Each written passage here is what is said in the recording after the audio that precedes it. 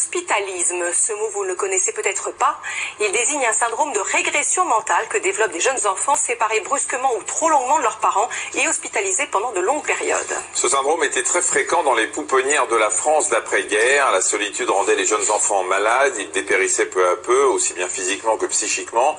L'enfant en carence affective passe par différentes étapes. Le premier mois de séparation, il va pleurer, crier, il va chercher le contact. Le deuxième mois, il dort mal, il perd du poids, sa croissance est ralentie. Et le troisième mois, il semble détaché, indifférent et ne témoigne plus aucun intérêt ni pour les personnes ni pour le monde extérieur. Alors à l'époque, la psychologie des enfants n'était franchement pas d'actualité. On pensait que le comportement de ces enfants était dû à leur hérédité, parents alcooliques, syphilitiques, pourquoi pas attardés de génération en génération. Ces explications ont été balayées par la découverte de l'hospitalisme, que l'on doit notamment à un psychanalyste d'origine hongroise. Retour sur ce syndrome avec Claire Perdry et Maxime Soulard. Au début des années 90, le monde entier découvrait avec effroi les orphelinats roumains. Ces enfants que l'on croyait attardés ou autistes souffraient en fait d'une pathologie bien connue des pédopsychiatres, l'hospitalisme. Alors, les symptômes les plus évidents, c'est le vide. C'est le vide, c'est la tristesse, c'est l'abattement. C'est quelque chose d'absent. La deuxième chose qui frappe, c'est ça, c'est une sorte d'activité répétitive, c'est se bercer soi-même. On n'a pas de stimulation, donc on cherche à s'auto-stimuler. Et c'est ces enfants qui se balancent interminablement, ou qui sucent leur pouce avec le regard perdu, ou qui se tirent les cheveux, ou qui même se tapent. Et c'est absolument désolant à voir. Vous voyez un enfant tout seul, un enfant absolument privé du nécessaire psychiquement vital. C'est au début des années 30, en filmant des enfants séparés brusquement de leur mère et placés dans la pouponnière, qu'un psychanalyste d'origine hongroise, René Spitz, identifie le premier ce syndrome. Là où Spitz a été révolutionnaire, c'est d'abord d'utiliser le cinéma, regarder, d'observer, de ne pas interpréter les choses comme le faisaient ses collègues en disant « Voilà, cet enfant est triste parce que il envie la grossesse de sa mère ou il est dans tel ou tel conflit. » Il a dit « Mais regardons ce que nous avons sous les yeux. » Cet enfant a une maladie, et cette maladie, c'est la maladie de la séparation. C'est ce que dit Spitz en toutes lettres. En France, dès les années 40, des psychanalystes et des pédiatres s'intéressent à leur tour à ces enfants malades de séparation et pointent les carences des institutions. Que ce soit Jenny Aubry, mais que ce soit Myriam David, Geneviève Appel ou d'autres pionnières, ce sont elles qui ont dit voilà ce que ça donne ces effets-là. Voilà ce que c'est une pouponnière. Et voilà ce qui se passe chez ces bébés quand on les laisse seuls avec des gens qui s'en occupent de façon un peu automatique, sans un lien privilégié d'attachement. Une des choses par exemple, c'est les enfants qui ont le syndrome du train d'atterrissage, qui montent les jambes au lieu de les poser. Ça, c'était quelque chose qu'on observait dans les pouponnières, ce genre de choses. Donc des retards psychomoteurs, des choses importantes, parce qu'au fond, l'enfant n'a pas été accompagné dans une démarche d'exploration, n'a pas été soutenu. Et pour faire ça, il faut être soutenu dans une relation. Problèmes de croissance, retards intellectuels parfois irréversibles, les conséquences dramatiques de l'hospitalisme vont provoquer un changement radical dans la pratique de la pédiatrie. Elle prendra désormais en compte la psychologie du bébé et son besoin vital d'affection. Alors après, les psychologues, les scientifiques ont étudié ce syndrome. Ce qui est rassurant, c'est qu'ils ont découvert que l'hospitalisme était réversible.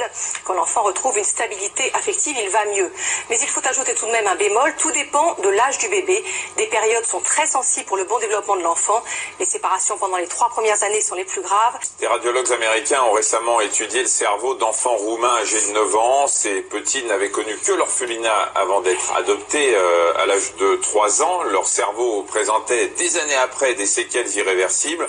Les zones cérébrales impliquées dans les émotions étaient moins développées que celles des autres enfants, même si on peut toujours émettre des réserves sur l'histoire du quotient intellectuel. L'étude indique quand même que le QI de ces enfants se situait autour de 80, c'est-à-dire bien en dessous de la moyenne.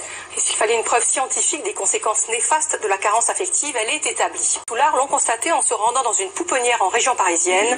Là-bas, des enfants de 0 à 3 ans sont placés sur décision judiciaire. Pour garantir l'anonymat, vous comprendrez bien que les prénoms de ces enfants ont été changés. Regardez. Quand ils arrivent à la pouponnière, ils n'ont que quelques semaines ou quelques mois et un passé déjà très lourd.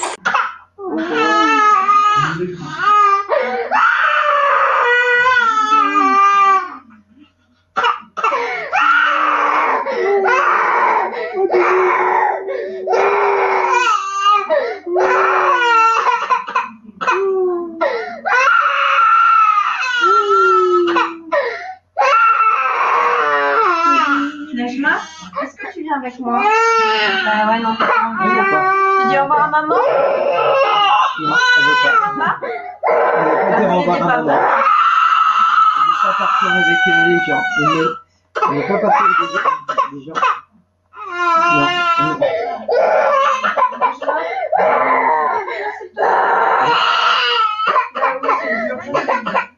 Je sais, c'est dur pour tout le monde. Papa, maman.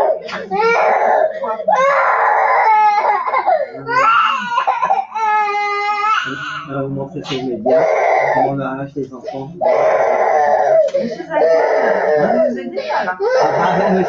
Regardez, je fais rien pour la retenir, hein. C'est bien mal qu'elle arrache.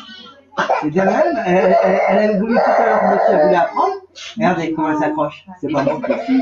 C'est dans ton tout bon. Et puis on peut take Regarde, maman va faire une vidéo, mon cœur. Je vais montrer à tout le monde. Je vais montrer à tout le monde comment ça se passe. Voilà. Voilà la décision. Voilà la décision du juge aujourd'hui. Voilà. La décision du juge aujourd'hui, c'est de placer mon enfant, de laisser mon enfant en foyer jusqu'au mois de mai. Regardez l'état de mon fils. Regardez bien l'état de mon fils. Voilà. Là, je suis en direct du tribunal avec mon enfant. Regardez bien. Regardez bien. La juge a rendu son verdict. Mon fils est placé en foyer jusqu'au mois de mai. Mon fils est placé en foyer jusqu'au mois de mai. Et j'ai juste un droit de visite par semaine. Un droit de visite par semaine. Un putain de droit de visite par semaine. Pas d'appel avec mon fils, rien du tout. Regardez. Regardez mon fils dans l'état qu'il est. Regardez. Il veut même pas me lâcher. Regardez dans l'état qu'il est. Regardez. Voilà. Et on m'accuse d'être une manipulatrice. Voyez. Voilà. Regardez mon fils. Regardez mon fils. Madame. Voilà. Vous avez vu? Vous voyez un peu la justice française? Regardez bien la justice française. Gens qui réfléchissent ou qui donnent les ordres pour que l'aide sociale à l'enfance puisse avancer dans les meilleures conditions possibles. Exemple, les élus municipaux. Exemple, les élus départementaux. Car en règle générale, l'ASE dépend du département. Il y a des élus départementaux, ils ne font pas leur travail. Ils ne dénoncent pas les incohérences ou du moins les dysfonctionnements de l'aide sociale à l'enfance. Et ce n'est pas normal. Exemple, les responsables associatifs qui ont des associations qui ont pour but d'accompagner les personnes placées par l'aide sociale à l'enfance et qui font du business sur de la misère humaine. Car il ne faut pas oublier qu'un enfant en très grande difficulté, exactement ils disent en TGD, un enfant en TGD coûte exactement 1090 € par jour à l'État. Allez vérifier. Vous allez vérifier. Un enfant en TGD, c'est-à-dire en très grande difficulté, coûte exactement 1090 € par jour. Je vous promets, donnez les 1090 € à une maman qui a un enfant à qui elle n'arrive pas à s'en occuper, vous allez voir qu'en un an, elle va très bien s'en occuper. Comment ça se fait on arrache des enfants à leur famille? En règle générale, qu'est-ce qu'ils font? Ils n'arrivent pas à bien s'occuper de leur enfant, c'est toute une histoire qui est de finances. Mais on donne ça à une association, et à cette association-là, on leur donne 1090 € par jour. On avait fait un calcul sur 5 enfants, ça faisait, je crois, 160 000 € par mois. Vous vous rendez compte? Vous avez 5 enfants en TGD de votre association, vous pouvez toucher 160 000 € par mois. Ok, vous avez les charges que vous voulez, mais c'est énorme. C'est une grosse somme. Mais cet argent-là, c'est nous, on la paye avec nos impôts. Bien sûr, je dis vrai, Abdelrahman. Heureusement, je dis vrai. On s'est renseigné. Le monde ne sera pas détruit par ceux qui font le mal, mais par ceux qui les regardent sans rien faire. Albert Einstein. Tous les êtres humains trébuchent un jour sur la vérité. La plupart se relèvent rapidement, secouent leurs vêtements et retournent à leurs préoccupations comme si de rien n'était. Winston Churchill. Ceux qui ne sont pas avec nous, enfants et anti-pédocriminels, sont contre nous. Pour triompher, le mal n'a besoin que de l'inaction des gens de bien. Des enfants sont détruits, violentés, violés et morts de par votre passivité. Vous êtes avec eux ou contre eux? Pour les pédos ou anti-pédos? Les terroristes comme Mera, les frères Kouachi, Nemouche, etc., les délinquants, violeurs d'aujourd'hui, de demain, sont aussi les fruits de la pieuvre via l'aide sociale à l'enfance. Des centaines de milliards d'euros ont alimenté les pédocriminels de l'aide sociale à l'enfance et complices. Et ça continue avec vos impôts. Les audiences concernant des enfants innocents se font dans des huis clos sans public. Les enregistrements vidéo ou sonores y sont interdits. Pourquoi? Les dossiers sont inaccessibles aux enfants ou à leurs parents qui les défendent.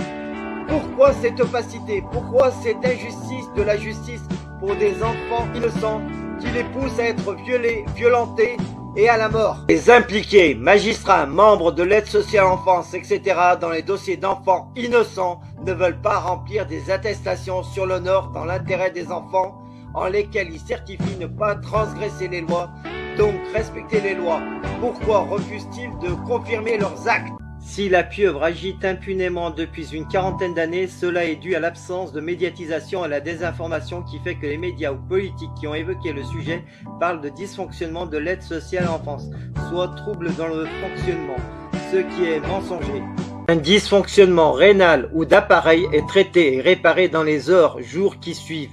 Pas laisser 40 années dans le même état. Les services publics sont au service du public. Tous les membres de services publics doivent être responsabilisés personnellement quand ils agissent pour nuire sciemment envers les citoyens de France. Soutien à la COPRASP, Commission populaire de répression des abus de services publics, composée de citoyens de France sans lien avec les services publics. Soutenez la SPE, Société protectrice des enfants, sur Facebook et partagez-la, ainsi que la chaîne YouTube CriminalX, résolument anti-pédocriminel. Pour soutenir CriminalX et libérer les enfants victimes de la pieuvre pédocriminelle via ASE, Aide sociale en France, pour combattre la pédocriminalité, je vous invite à faire des dons sur le compte qui suit. Ma chaîne étant bloquée, je vous invite à cliquer sur la cloche et à choisir l'option toutes pour recevoir les notifications des nouvelles vidéos publiées. Merci.